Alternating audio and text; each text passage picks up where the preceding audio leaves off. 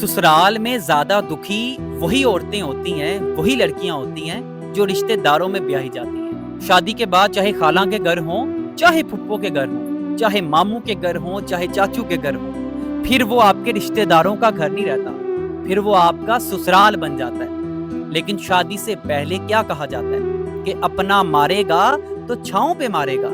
अरे भाई, जो अपना होगा वो मारेगा ही क्यों?